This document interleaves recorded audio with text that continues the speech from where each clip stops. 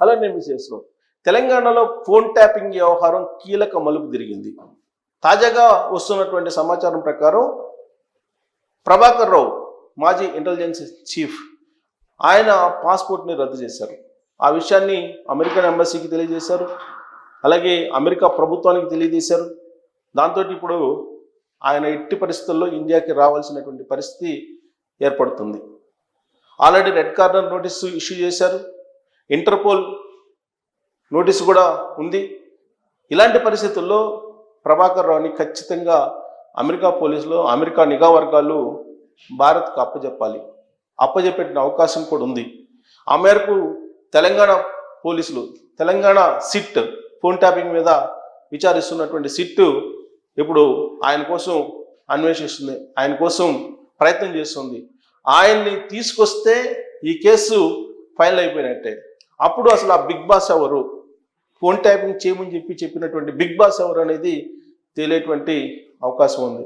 ప్రస్తుతానికైతే అమెరికా నుంచి లేదా లండన్ నుంచి, విదేశాల నుంచి వచ్చినటువంటి శ్రావణ్ కుమార్, ఈయన ఒక ఛానల్కి సంబంధించినటువంటి ఓనర్. ఈయన ఫోన్ ట్యాపింగ్లో కీలకంగా వ్యవహరించారు అనేటువంటి అనుమానం పోలీసుల్లో ఉంది. అందుకే ఆ కేసుల్లో ఉన్నారు కాబట్టి ఆయన విదేశాలకు వెళ్ళి ఇటీవల వరకు తలదాచుకున్నారు. ఈ మధ్యనే ఆయన వచ్చారు, సిట్ ఎదుట లొంగిపోయారు, సిట్ విచారణకు కూడా హాజరయ్యారు. ఆ సందర్భంగా ఆయన కీలకమైనటువంటి సమాచారాన్ని ఇచ్చారు. ప్రభాకర్ రావుకు సంబంధించినటువంటి సమాచారాన్ని, అలాగే ఫోన్ ట్యాపింగ్కి సంబంధించినటువంటి వ్యవహారాన్ని ఒక కొలికి వచ్చేలా బలమైనటువంటి క్లూస్ ఈ శ్రావణ్ ఇచ్చారు పోలీసులకి అనేది తెలుస్తోంది. ఆ క్లూస్ని ఆధారంగా చేసుకొని ఇప్పుడు ప్రభాకర్ రావుని విచారించాలి. ప్రభాకర్ రావుని విచారిస్తే అప్పుడు ఆ బిగ్ బాస్ ఎవరు ఫోన్ ట్యాపింగ్ చేయమన్నారు, ఎందుకు చేయమన్నారు, ఎవరెవరిని చేయమన్నారు, ఫోన్ ట్యాపింగ్ ఎవరెవరిని చేశారు, ఇవన్నీ కూడా బయటకు వచ్చేటువంటి అవకాశం ఉంది. కేంద్రానికి సంబంధించినటువంటి టెలిగ్రాఫిక్ యాక్ట్ చాలా బలమైనటువంటి యాక్ట్.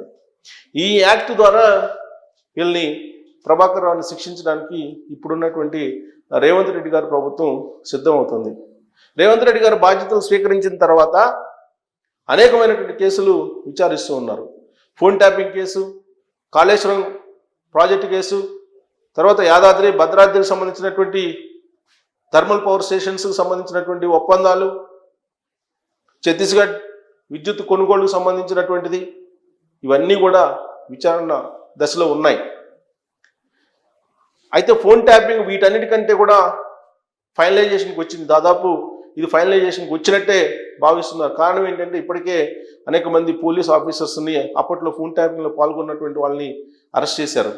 హార్డ్ డిస్క్ని స్వాధీనం చేసుకున్నారు.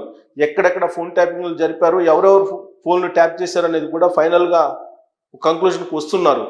దాదాపుగా 11 మంది జడ్జెస్, ఇంక్లూడింగ్ మహిళా జడ్జి, అలాగే సుప్రీంకోర్టులో ఉండేటువంటి ఒకళ్ళిద్దరు జడ్జీలకు సంబంధించినటువంటి ఫోన్ ట్యాపింగ్ కూడా జరిగింది అనేది తెలంగాణ సిట్ ఇప్పుడు విచారణలో కొన్ని క్లూస్ని సేకరించింది. ఆ మేరకు విచారణ చాలా సీరియస్గా జరుగుతుంది. జడ్జెస్ సంబంధించినటువంటి ఫోన్లే ట్యాప్ చేశారు అని అంటే ఏ స్థాయిలో ఫోన్ ట్యాపింగ్ జరిగి ఉంటుంది అనేది మనం ఊహించుకోవచ్చు. అలాగే సెలబ్రిటీస్, హీరోయిన్స్ ఫోన్లు ట్యాప్ చేశారు అనేది కూడా, పారిశ్రామికవేత్తలది ఫోన్లు ట్యాప్ చేశారు.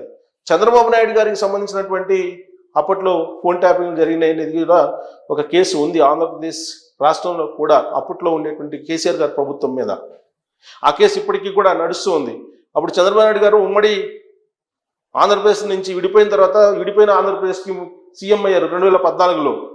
అయినప్పటికీ హైదరాబాద్లో ఉంటూ హైదరాబాద్ నుంచి ఆంధ్రప్రదేశ్కి వెళ్ళి రూల్ చేసేవాళ్ళు. 2 days హైదరాబాద్లో, 3 days అమరావతిలో, ఒకరోజు ఢిల్లీలో అనేటువంటి కాన్సెప్ట్ని తీసుకుని అప్పట్లో ఆయన పరిపాలన సాగించారు. ఆ సందర్భంగా ఆయన ఫోన్లు కూడా ట్యాప్ చేశారు అనేది అప్పట్లో కేసు కూడా ఫైల్ అయింది.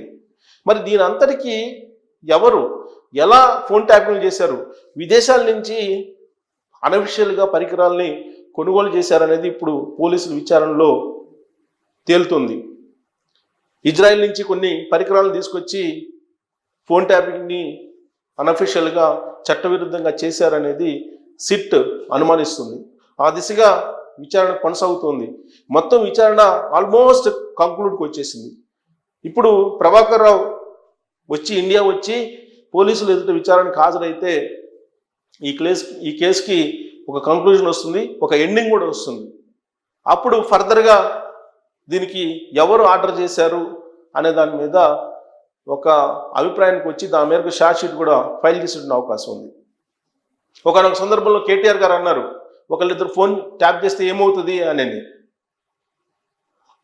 అంటే ఫోన్ ట్యాప్ చేసామని పరోక్షంగా ఆయన ఒప్పుకుంటున్నారు.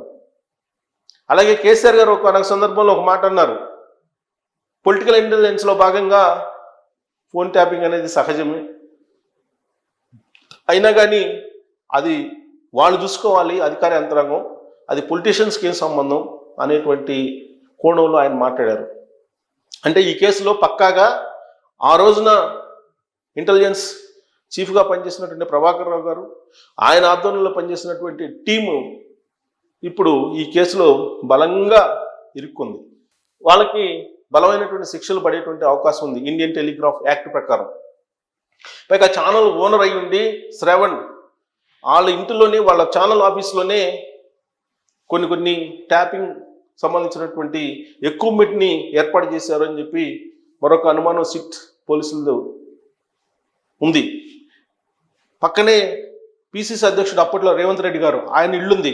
సో పిసిసి అధ్యక్షుడు ఉన్నటువంటి రేవంత్ రెడ్డి గారి ఫోన్లు, అలాగే వాళ్ళ కుటుంబ సభ్యుల ఫోన్లు ట్యాప్ చేయడానికి అక్కడ ఎక్విప్మెంట్ ఏర్పాటు చేశారనేది సిట్ ఒక క్లూను కూడా తీసుకుందని చెప్పి ఇప్పుడు పోలీసు వర్గాల్లో వినిపిస్తూ ఉంది. సో ఓవరాల్గా శ్రావణ్ విదేశాల నుంచి వచ్చిన తర్వాత ఆయన ఇచ్చినటువంటి వాంగ్మూలం ప్రకారం ఈ కేసుకు సంబంధించి బలమైనటువంటి ఆధారాలు సిట్ సేకరించింది అని తెలుస్తుంది.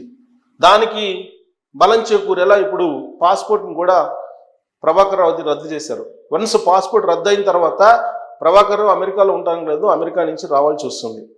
కాకపోతే ఈ మధ్యకాలంలో వచ్చినటువంటి న్యూస్ ప్రకారం ఆయన రాజకీయ శరణార్థిగా అమెరికాలో గ్రీన్ కార్డు పొందారు అని చెప్పి అంటున్నారు. ఒకవేళ అది జరిగినప్పటికీ తాజాగా అమెరికా అధ్యక్షుడు ట్రంప్ తీసుకున్న నిర్ణయం ప్రకారం గ్రీన్ కార్డు ఉన్నప్పటికీ కూడా పౌరసత్వం అమెరికాది శాశ్వతంగా ఉన్నట్టు కాదు అని చెప్పి అమెరికా ఉపాధ్యక్షుడు జేడి వాన్స్ అనౌన్స్ చేశారు. అంటే ఆ గ్రీన్ కార్డ్ని ఇమీడియట్గా అక్కడ హోమ్ల్యాండ్ సెక్యూరిటీ రద్దు చేసేసి ఇమీడియట్గా ఇండియాకి పంపించేటువంటి అవకాశం లేకపోలేదు. దీనికి సంబంధించి భారత విదేశాంగ శాఖ కూడా కోఆపరేట్ చేస్తుంది అనేది ఇప్పుడు తెలంగాణ ప్రభుత్వంలో వినిపిస్తుంది. ఆ రోజే రేవంత్ రెడ్డి గారు చెప్పారు, ఫోన్ ట్యాపింగ్ చేస్తున్నారు, ఫోన్ ట్యాపింగ్ చేసేటువంటి వాళ్ళని ఎవరిని వదలను నేను అని చెప్పారు ఆయన. వాళ్ళందరినీ తీసుకెళ్లి జైల్లో పెడతానని కూడా చెప్పారు. ఆ దిశగా ఇప్పుడు ఈ కేసు విచారణ జరుగుతున్నటువంటి క్రమంలో ప్రభాకర్ రావు గారి పాస్పోర్ట్ రద్దయింది తాజాగా. ఇది కీలకమైనటువంటి అప్డేట్ ఈ కేసులో, ఫోన్ ట్యాపింగ్ కేసులో. అలాగే శ్రావణ్ విదేశాల నుంచి వచ్చి సిట్ ఎదుట విచారణకు హాజరయ్యారు. ఆయన ఆల్రెడీ అప్రూవ్డ్గా మారారని ఒక టాక్ కూడా వస్తుంది. మరి అఫీషియల్గా అయితే ఇంకా అప్రూవ్డ్గా మారారా లేదంటే వాంగ్మూలం ఇవ్వటం వరకే పరిమితం అయ్యారనేది స్పష్టంగా తెలియట్లేదు. కానీ ఆయన ఇచ్చినటువంటి ఇన్ఫర్మేషన్ మాత్రం ఈ ఫోన్ ట్యాపింగ్ కేసులో కీలకమైనదని చెప్పి పోలీసులు భావిస్తూ ఉన్నారు. ప్రభాకర్ రావుని తీసుకువచ్చిన వెంటనే ఈ కేసుకి ఒక కంక్లూజన్ వస్తుంది అనేటువంటి భావన ఉంది. మరి ఆయన పాస్పోర్ట్ రద్దయింది కాబట్టి వస్తారా లేదంటే ప్రత్యామ్నాయ మార్గాలు చూసుకుంటారా, అసలు ఆయన రాణిస్తారా? ఆ మధ్యకాలంలో కేసీఆర్ గారు అమెరికా వెళ్తారని చెప్పేసి అన్నారు. మరి అమెరికా టూర్ క్యాన్సిల్ అయినట్టుంది. మరి ప్రభాకర్ రావు గారు ఇప్పుడు మరి వచ్చేటువంటి పరిస్థితి ఉంటుందా? ఆయన వస్తే కనుక ఫామ్ హౌస్కి ఈ కేసు టచ్ అవుతుందా అనే దాని మీద మీరు కామెంట్ చేయొచ్చు. Thank you.